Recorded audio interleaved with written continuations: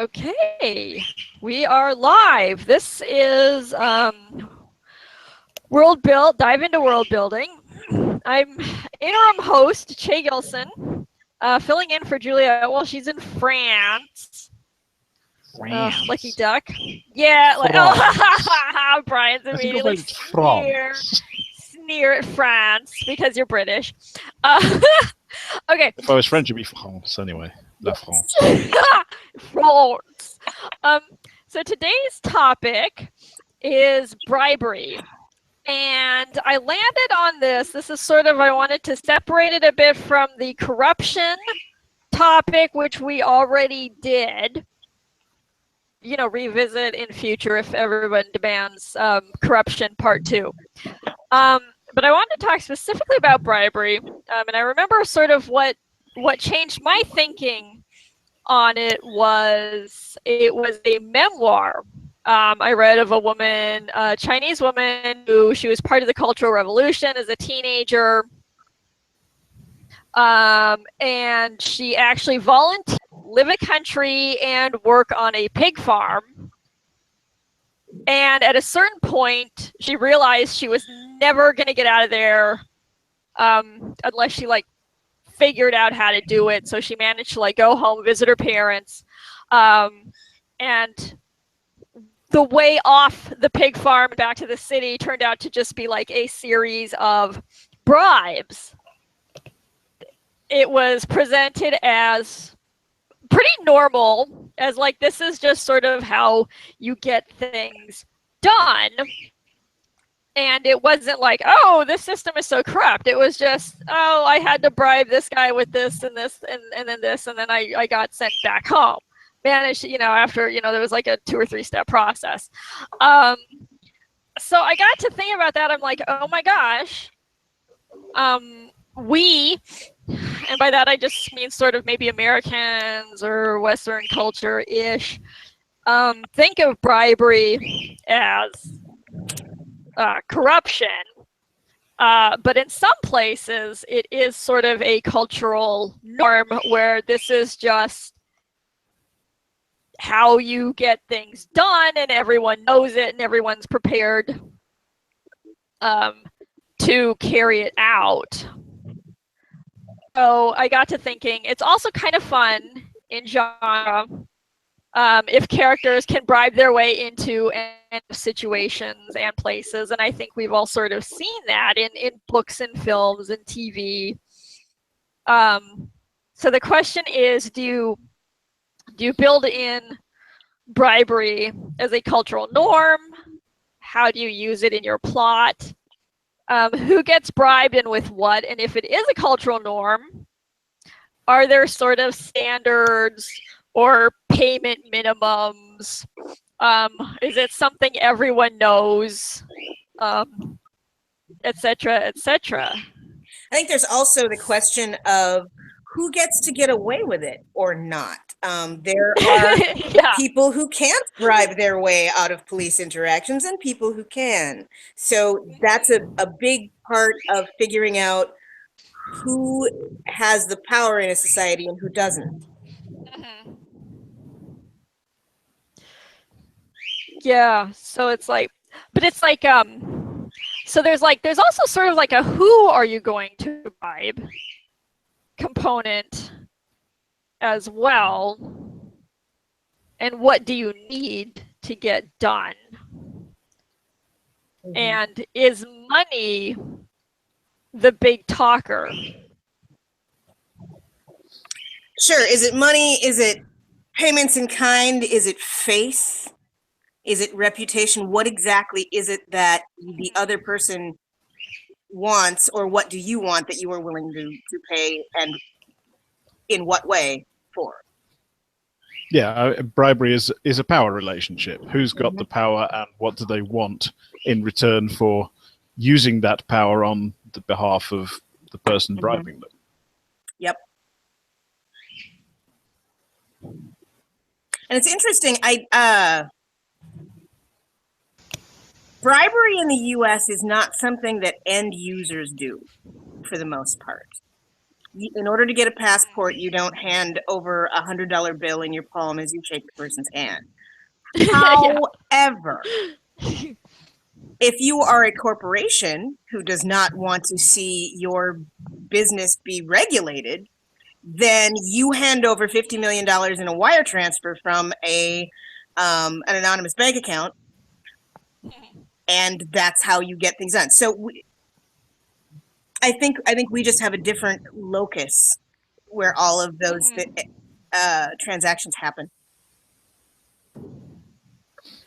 What is it that makes bribery different from bartering? Oh, that's interesting.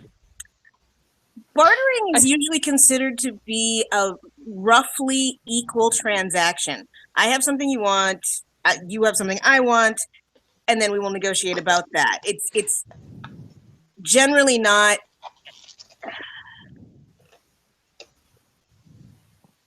seen as me getting something I wouldn't otherwise get in a, I don't know, I guess like barter is a transaction that we all agree that we're going to be in, and that's how things work. Bribery isn't.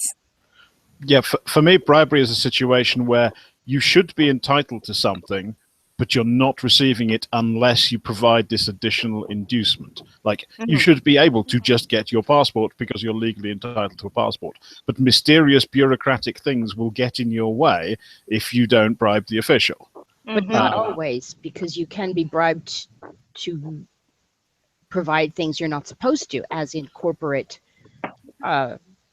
bribery for regulations that you shouldn't have, or deregulations that you shouldn't have. Or looking the other way. I mean, there's also sort of what separates bribery necessarily from, favor trading. Where it's like, oh, I have access to this thing. What will you do? I mean, like, is it equivalent? If you can you trade favors, and is that in the same sense bribery, or is it in the same family? Because there's a lot of things, everything from trying to get your kid into like the fanciest kindergarten in the city, and kind of like bribing the school officials in some way, shape, or form, to like sticking your name on a hospital wing so that you can kind of get that kidney you need. It's where are the lines there? Well, I think that's part of the thing about being an author. You get to decide where the lines are. I think that the difference between bribery and barter would be that one is licit and one is illicit. Because if bribery is okay, if bribery is legal, it's not bribery anymore. It's fee for service. That's true. So it's sort of, it has to be under the table to constitute bribery. And it can be really, obvious. Like, nepotism is sort of a form of bribery. And we all know that exists. We see it happen. People, hand down their companies every single day, but it's still technically not cool. And it's not regulated. There are no official regulations. There are no standards that you can say, well, nobody is going to take a bribe of $5 to do this thing. It's usually going to take $50 or $75, but if I use $100, that's way too much. But there's no have a tariff. It's kind of on an ad hoc basis. Right. Yeah. What can you get away with? Which goes back to the power dynamic. It does. Because the person who is being bribed can certainly say, well, I'm going to apply this standard and it's going to cost you $200.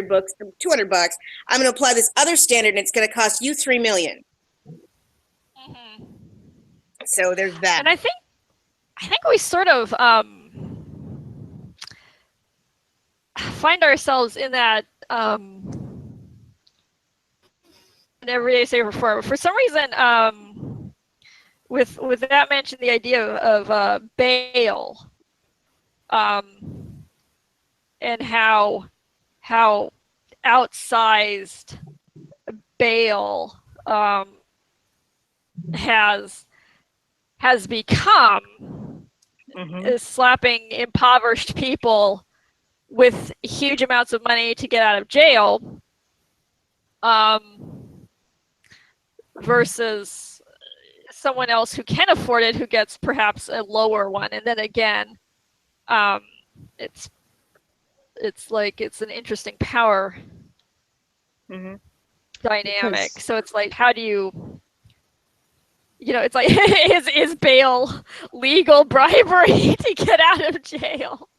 The thing about that being that, I guess, are there regulations regarding the amounts of bail? Are these judges saying saying that my legal right as the judge here is to say, well, I will give you the highest allowed amount, or are they just making it up as they go along? Is that,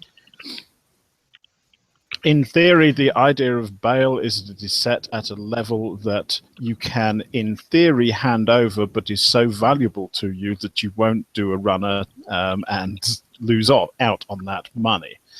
Sometimes bail is completely refused because somebody's crimes are deemed so high, or their flight risk is deemed so high, that they simply are not allowed bail. But yeah, it seems to be a completely ad hoc decision. Yeah. It's up to the judge to determine what that bail should be, and different judges will presumably come up with completely different answers.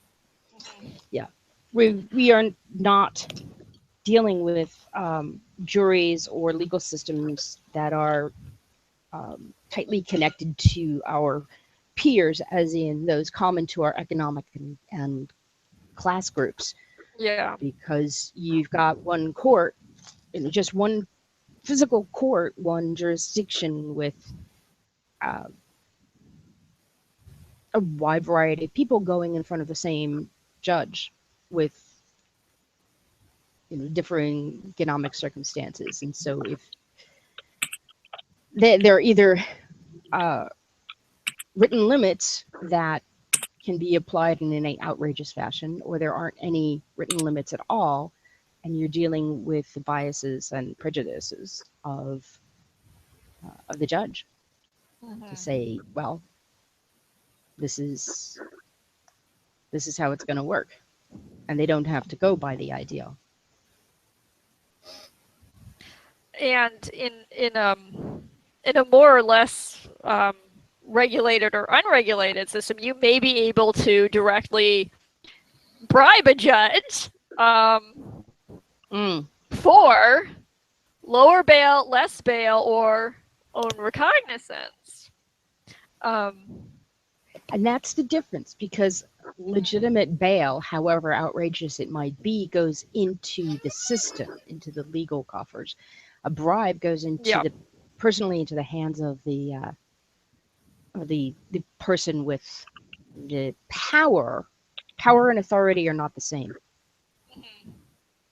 And I think that is a key issue when you're talking about bribery. Yeah. And there's also, because there's sort of mundane, like, bureaucrats to bribe. Want to put your house somewhere you're technically not allowed to build, and you bribe the right bureaucrats who can get that through, then you're good to go. So it's interesting, because it's also like who gets bribed and who needs to do the bribing is a good one to consider, I think, too. Yeah, you may not be able to bribe somebody directly, but you might be in a position to carry out some service for a sponsor or patron who will bribe on your behalf. So you may not be able to get out of prison because you have nothing to offer the guy in prison. You don't have money, but you might have a skill or a service set that will allow you to find somebody else who will bribe on your behalf. Yeah, or there's also like sort of the bribing your maybe not friend out, but if someone's in jail, for genre-wise, your characters need to get out of jail, at least for a time. Is there some kind of money they can throw at that? Do you have a patron who will bribe on your behalf? And so it's like, so sort of like technically a lower tier character or person with a certain skill set might be untouchable despite their low socioeconomic station, because someone higher up the food chain with the money to protect them will do so.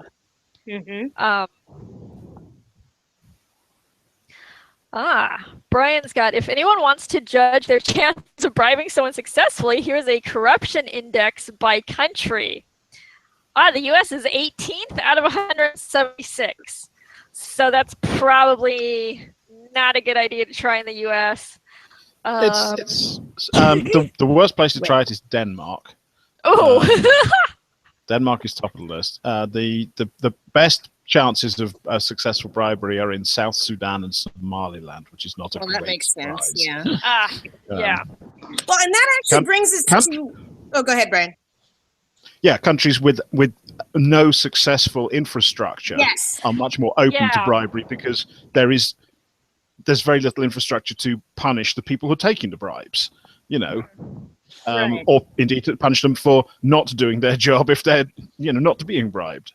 So yes, there is I mean, it's not by any means a linear relationship to failed states, but there is certainly the case that if your governmental structures and law and order have largely broken down, bribery is likely to be rampant.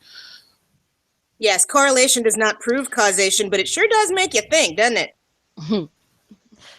Yeah. But yeah, so that's. Oh, go ahead. I was just going to say, and that actually brings to an interesting question. How many people have written about written things that are set in failed states on purpose? Because a lot of the fantasy that I've read, I mean, yes, you can bribe people, but they have clearly a successful feudal society going on. Yeah. I mean, that's interesting, because the only sort of failed state I can think of that I've read was Finch by Jeff Vandermeer. And it was the city of Ambergris, his like recurring setting. But bribery didn't really feature in, but there was a sense that people bribed because they had been invaded by these mushroom people called the Grey Caps, who had taken over, and the humans were like almost completely subjugated. And there was a sense of everything breaking down. And I think you don't see that a lot. Maybe in genre of like something that had. I mean, Ambergris was already a weakened state from civil war when the Grey Caps invaded. So they were sort of already ripe for the picking. But like sort of getting that attention to political detail and failed states is something I don't think I've seen necessarily a lot of, and I'd be interested to know if anybody else has. Resounding silence. The silence may be taken as no, we haven't. Wow. Okay. So, like, man, somebody go forth and do that. Yeah, I mean, you know, the situation of states after they've lost a war, or they've suffered a civil war that is, although there is in theory a winner, there is a complete breakdown in the normal operating structures of the and judicial and whatever systems, because everyone's been at each other's throats. How do you have a system where you still have a police force or a judge or whatever when there's purges going on because were you on the wrong side during the Civil War? Who did you support? Those kind of situations, or yes, in an external war, your country might have been beaten, it might have been defeated, but what political structures are then put in place by the winners or the conquering party? I mean, I think of the likes of Germany, Japan, and Italy immediately post World War II, where there were external authorities who tried to impose their own political and judicial structures for a time while they were rebuilding the country's own. And you have situations there where the systems of justice and the way they operate are very different from what the population is used to. Yeah, I think that can... Yeah, once normal order breaks down, it leaves open. And what if the normal order of things was bribery, as it often is in some countries, and now you suddenly have a structure in place that doesn't operate on that system? You have people who don't think bribery is the right way to go, but on the other hand, you suddenly have these people who've never been used to the concept of bribery, and everyone's constantly coming up and offering them money or, illicit contraband or whatever, because that's the way they just get things done. Yeah, and all these people are like, what just happened? What happens? What do I do about it? That's a great sort of reversal, because writing, we're sort of assuming, because I know, okay, it's not like Ocean's 11, but every time it's like, oh, break or prison break or whatever, you're bribing. Your characters are the ones who are doing the bribing. So, like, to flip that and write from the character who other people are trying to bribe, and who is going like, wait, no, this isn't how things work anymore, and everybody's like, I don't understand. Like, why isn't this Wad Cash helping? Why are you not taking this? Yeah, and you've got a situation where it's like, okay, well, I will get into trouble with my superiors for taking money because that's not what we do. But these people are actually going to cause me trouble if I don't accept the bribes, and they're actually going to go back and say, oh well, this guy's just wrong. He's not doing the things the way. They may cause trouble for the person who's not taking the bribes. So you're under pressure from both sides. Oh, that's a great. And then at that point, where is the power? Because do these people who are going to cause trouble, do they have the power to make the kind of trouble that will force you to accept the bribe? And if that's the case, then why would they have to actually pay you? Because then they have the power to say, you have to do this, and I have to do this, so why should I give you money when I have this other way of convincing you to do what I want you to do? Yeah, it depends on the situations and the type of trouble they could cause. Let's say you're billeted, with a local population. You have very little support network from your own, external country that's the invader and whatever. You're supposed to be billeted with these people. You're not taking their bribes, and you're going like, no, I can't give you these papers because you're not entitled to this. And they're saying, but my entitlement is this bribe, and you're saying I can't take the bribe. And they're going to make your life very, very difficult if you're surrounded by that level of population. They're going to go to all their friends and say, put rat droppings in this guy's food, or wait. There's all sorts of horrible things that he's not playing the game. He's not operating the system that we think should be operating. He should be circumventing the rules for us. He's not taking the bribes. Well, we'll change the rules that he has to operate under. So it's like, under that circumstances, how quickly do you start taking those bribes and just doing what it's the earlier point that was well made. Power and authority are not the same thing. This guy might have authority technically, but not the power to actually adhere to that, to use that authority on people. Yeah. Like that's a good one. So they're forcing him to take bribes rather than to just directly do what they're trying to bribe him to do, or to not do. If the reason they're trying to bribe him is to do something that he's not supposed to do, i.e., he's not let's say he's not allowed to give them papers to travel because they don't meet whatever criteria have been set up, and they're trying to bribe him because they want to travel. So they have to take into account the kind of trouble he'll get into if he's caught doing what they're trying to. What happens at the other end when those papers are like, are they properly stamped? Are they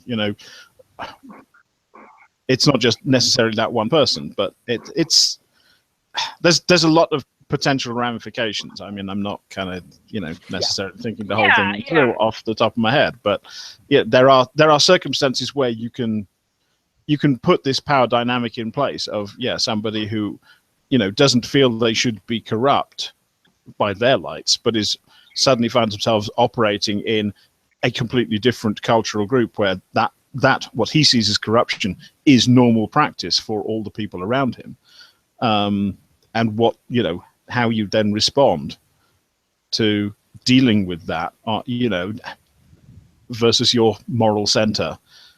Of but this is wrong. It's like, but everybody does it. Yeah, but it's wrong. It's like if. Well, and then the sort of the ramifications go back to it's sort of having to be a series of bribes where it's like you bribe one guy on one end, and then you bribe the border guard for the proper stamp. But maybe the biggest hurdle is just getting that paperwork, and you can forge or again bribe the border guard for the right stamps. So I think it would probably be an interesting story to have characters have to sort of maneuver through a series of bribes to get something done. Or at least, entailing part of the story.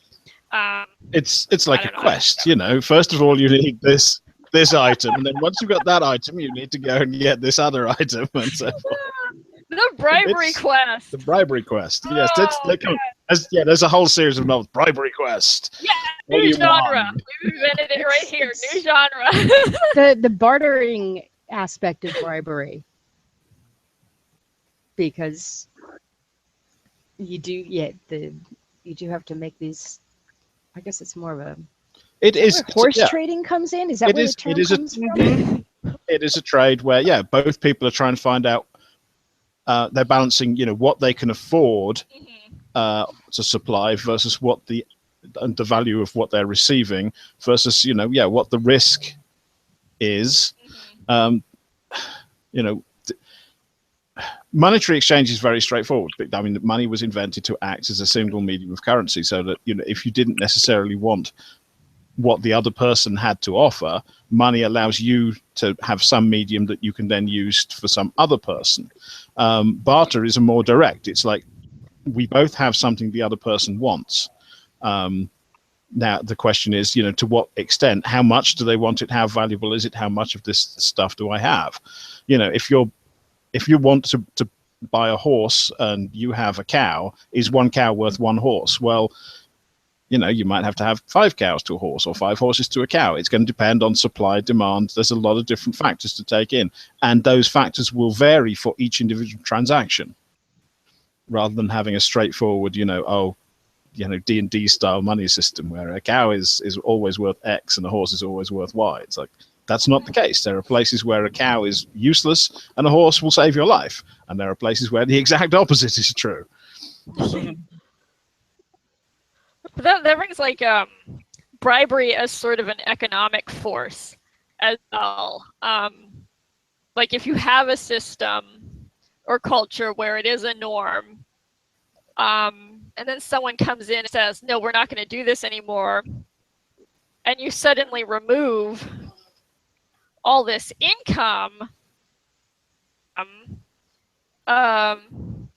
then you may weirdly find yourself in trouble somehow. Yes, this is why when people talk about, let's just get rid of all the big banks, like, yeah, okay, and then what? You know, what's gonna do those things, and how are those people who are pumping billions of dollars into your party going to feel about that and maybe stop doing that? How do we continue to keep up our constituency when we're doing things that our constituents don't like? Yeah, that's a huge part of why people coming in and saying, well, we are just not going to do that corrupt thing anymore, is often a really bad idea and tends to end in defenestrations and funerals. Yeah. And if it is a cultural norm, then it's going to be sort of near and dear to people's cultural identity almost. And oh yeah, it's the way things are done. We've always done it that way. Is that not the thing that you hear everywhere? Yeah, and then it's like, and somebody is going to come in and tell us that this thing we're doing is wrong. Well, screw that. So it's interesting because that works for like if you have, I think, like the culture clash or colonial empire building. Anytime you come into an area and impose a political system, unlike the political system previously, you're going to run into, obviously, some real cultural conflicts. Mm-hmm. Oh, that is my phone. Also interesting. That is my phone saying I have to go. It was lovely. I will talk to you guys later. Okay, thank you for coming. Take care. See you later. Bye. Bye. And wrong and illegal are different too, or are not inextricably linked. Yeah, that's true. That's true, because if your opinion, like if it's made illegal but you don't consider it wrong, you're more willing to ignore the quote-unquote laws because you feel like, well, you're correct. So that's just one of those ridiculous laws everybody just sort of ignores, even though there may be outside forces trying to enforce such a law, like, you know, in even like a colonial governorship, coming in and saying, no, we're not going to do this anymore. And everybody else is like, we're just going to ignore you and carry on the way we always have.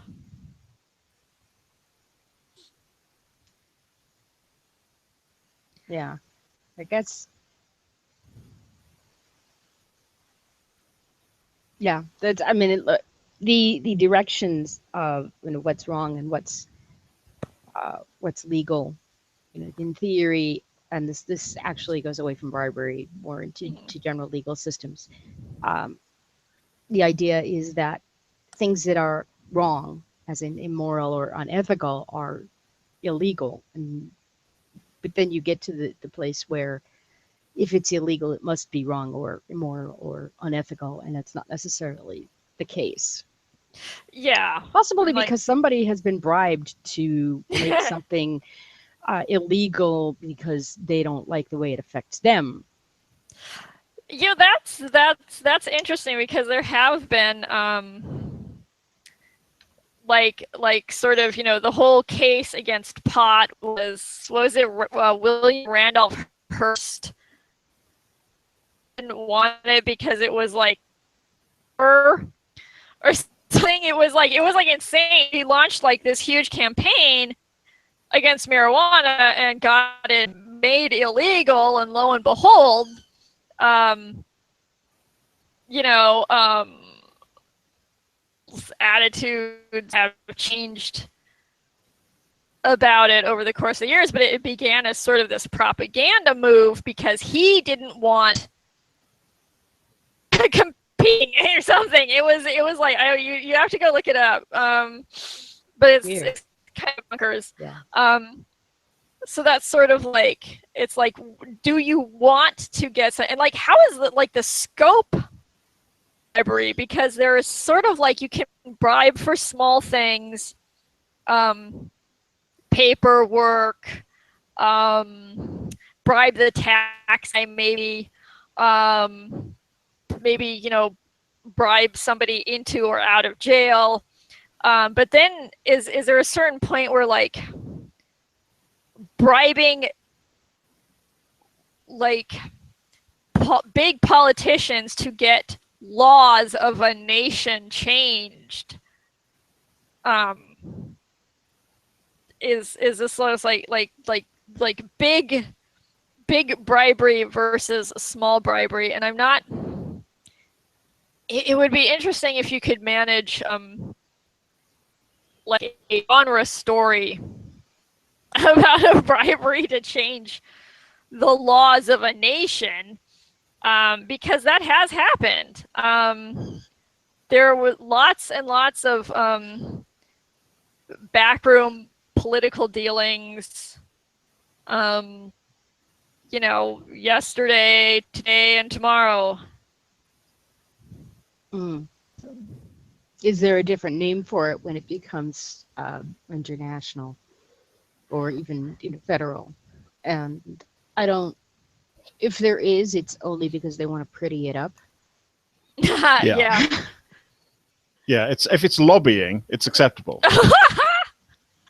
Lobbying, which is regulated, yes. Theoretically, yeah, but it's like, who's actually watching it? What federal commission? Because I think we have this sense of lobbyists bribing with like steak dinners and campaign donations to get the laws on the books that they want or are favorable to them. And so we have a sense that that this is corruption, but like we all tolerate it anyway. Like we tolerate lobbyists. It's, well, do we tolerate it, or do we simply feel completely powerless to do anything about it? Yeah, that's true too. To what extent is that tolerating, or is that like actually picking up arms and shooting a bunch of lobbyists? It's like, what can we actually do? Because the only politicians that get elected are the ones that deal with lobbyists. And that is why people start picking up guns, because they don't have other means of accomplishing getting what they want. If you feel that democracy is literally not functioning because there is no practical choice to change the system, then your only chance to change the system becomes armed rebellion. Yep. That's interesting. So do you think again? Who will guard the guards themselves is the literal translation. Okay. Who watches the watchers? Yes. Quis custodiet custodies. Yeah. Yeah. Cool. Yeah. Now, I think there's a question of, do certain political systems lend themselves to bribery? We sort of touched on like the functional, or Kate talked about like the functional medieval society where you can get people where you can bribe fairly easily, or not easily, depending on your story. But it's like, do we feel like certain political systems lend themselves to bribery more easily than others? Like, do we feel like democracy is more easily bribable than communism or socialism? I think history indicates that all systems are thoroughly corruptible. And it's not just political systems, it's also religious systems. Any system that involves human beings who want something that they don't have, that can be provided by someone who has it, are going to be susceptible to corruption. one of the systems that the Chinese used for a long time to try and reduce corruption in the civil service, magistrates would be sent to districts where they had no relatives. They would be sent far away from their home districts. So they would, the idea being that they would therefore be operating as impartial. They wouldn't have any, family ties. They wouldn't have particular people they liked or disliked. So they wouldn't advance the interests of one group over another. Completely open to financial bribery. It removes one level of corruption. It does absolutely nothing about a different level of corruption. But systems have been put in place to try and deal with when particular types of corruption have been seen as a major problem, as was the case with nepotism and so forth in China. Steps have been taken to try and deal with that. But that particular thing also ignores that people will try to make most people will try to make some kind of social connection. And so you get somebody who doesn't know the area, doesn't know the people, and they are in a position of being susceptible to the social very much so. The system did not work as intended, it's safe to say. I'm shocked. I know, surprise.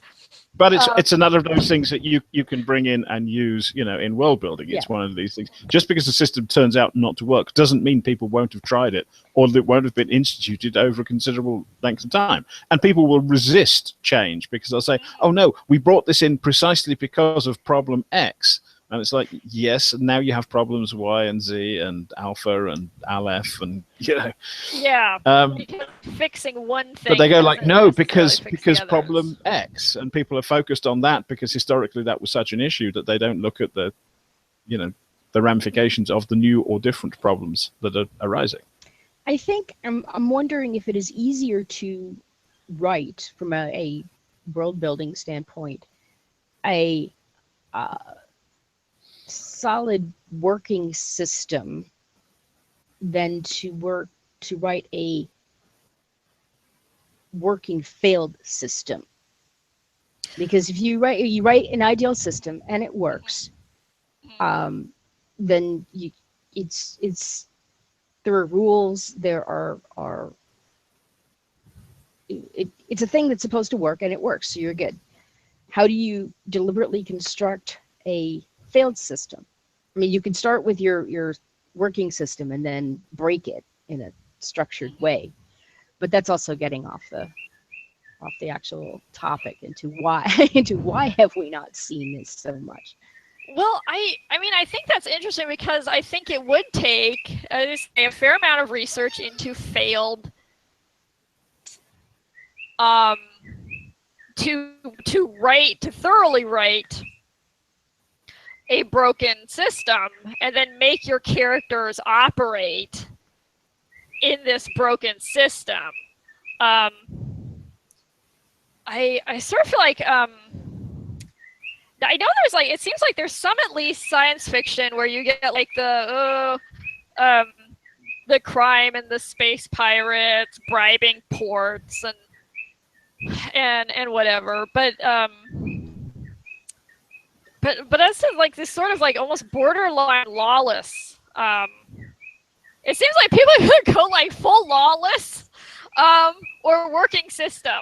Because you see like there's either this post-apocalyptic lawlessness or everything is kind of basically fine. Yeah, post-apocalypse stuff seems to fall into two camps. Either there is simply no social structure or society whatsoever, or some incredibly efficient dictatorial draconian society has managed to create itself, in which people are forced to run mazes or have Hunger Games or whatever. It's like, how has such a controlling society, created itself so damn quickly in the post-apocalypse? That's what I don't get. It's like what you mostly get is, the failed state kind of things. There's structures being put in place, but there's not the level of communication or authority or whatever to actually make them work the way people are intending. So there's all sorts of people trying to get round things in various ways. Because it's not actually a broken system that they're writing. It's a deliberately broken system. What you need to do is start with the system that is broken and then break it. You can't, you get it's like deliberately making breadcrumbs, really breadcrumbs, really you make the bread and then you do what it takes to make crumbs. Breadcrumbs made, this is a bad crumbs example. Don't make themselves, is what you're saying. Yeah, I mean, but breadcrumbs made to be breadcrumbs rather than leftovers are a different thing. It's a different process to get them. And even if they serve the same function, it's not quite the same. You get different texture and whatnot. That sort of goes back. Came out of my head, but that goes back to like infrastructure, like how that the places without the infrastructure are the most sort of successfully bribable. Whereas, like, post-apocalyptic, suddenly you have this great infrastructure. Where did that come from? Yeah. From, like, the fascist Pan Am, whatever. I've only seen parts of those movies. Stuff in Allegiant where everyone's divided by their characteristics into one of 5 cities. It's like, really? Who came up with that and controls and polices that in a matter of a generation or two, which always seems to have happened? It's like, societies just do not create themselves that organized that quickly. It's never happened in human history. Why is it happening in post-apocalyptic stuff? Right, because it's a manufactured failure. Yeah, exactly, a manufactured failure. So this is like what I really dislike a lot of the world building in post-apocalyptic and YA dystopian fiction, because it's just so bad. It's like people have just deliberately created something so that their hero can knock it down. And it's usually a fairly ridiculous system that they've set up.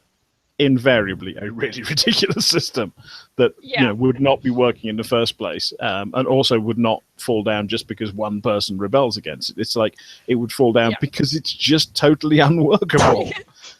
Well, that's what you're saying, like with the transparency, like the Somalia or something, like these places that like have either had fits and starts at serviceable governments that have suffered setbacks through wars, disagreements, outside influence, and whatever. That things like deteriorate in ways that like you don't like somehow that deterioration, like the version of deterioration is suddenly you have this very organized system, whereas when things actually deteriorate, it deteriorates into quasi chaos that still has a little bit of overlay of system. And when people try to work their way out of that chaos, they will try and rebuild the kinds of structures that were there before. They don't suddenly go, let's have a completely new system of government whereby we divide people into 5 different groups and all put each one in a different city or something. It's like, what? Who came up with that? Though you'll get conflict, because some people will say, yes, we want back what we had, but some people might say, this is our opportunity to make it be what we wanted it to be before, which is sort of like that, only better for us in this way. It'll usually be better for their particular group. What they'll try and do, they'll use the same structures, but they want their group, cultural group, political group, whatever, to be at the top of those structures instead of somebody else's. But the structures are the same. I mean, you look at states that have undergone, coup and revolution and so forth, time after time. number of Latin and South American countries for whatever reasons. Each coup is just simply replacing, the people who are giving orders at the top. The structure of the system remains really, really, indistinguishable from the last lot. Yeah, and you sort of like your idea of government will come from the past as well. Because you need like some model, like there has to be an idea or a model. Like America didn't just pull democracy out of its ass. It had this idea of democracy was already there in loads of places. The idea that democracy is off. Right, but go forth and write bribery because it's fun and you can do lots of it. Yes, bribery quest. Go forth and maybe you have to bribe with oh my god, you have to go out and catch a unicorn and bribe. Here's this unicorn. For one guy, just for that one guy who's I want a unicorn. And at the end, you have to bribe the big boss, with a really big bribe. Yes. So instead of boss fight, it's boss bribe. Yes. Have I got enough stuff to bribe the boss? Yes. Okay. No, but you don't know what he wants, right? And he won't tell you. and that is a key part of bribery is knowing what the person you're trying to bribe wants. If you don't know, you can say, well, I will give you 1 million chocolate chip cookies to give me a passport and stamp. And then you can say, I don't actually care. I'm allergic to chocolate. Yes. And if you'd offered me 1 million apple pies, that would be something else. If it would have been macadamia nut, the result would have been totally different. If you offer somebody one, anyway, that's but that is important. You have to know what they want and can't get. Yes. Yeah. Where is and your then you go on a quest to get it. Where is your power? Yeah. Because it is a power dynamic. What do you have the power to provide in order to get them to use their power and authority in your favor? Indeed. Oh my god. Okay, well thank you guys for coming. And next week's topic is teachers. Yes. Yes, I know, Morgan, you've been working with tutoring and tutors. And then but there's I think a lot to cover on teachers. And this was very fun and I'm so glad people came. And so keep a lookout for invites and I will post the link in my Facebook. So check on that. It'll be regular Wednesday, 10 a.m. Pacific. Please pass the information along to everyone who sort of shows up to these. So hopefully we can kind of keep this going while Juliet's gone. And keep in mind the weird from YouTube invite might go weird.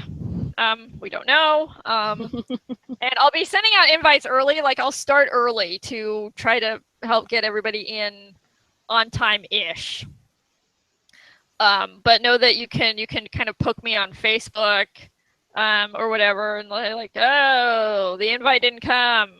Or whatever, but I'll be posting the link. So thank you guys and goodbye, and hopefully we'll see you next week for teachers. Yay! That will be fun. That will be fun.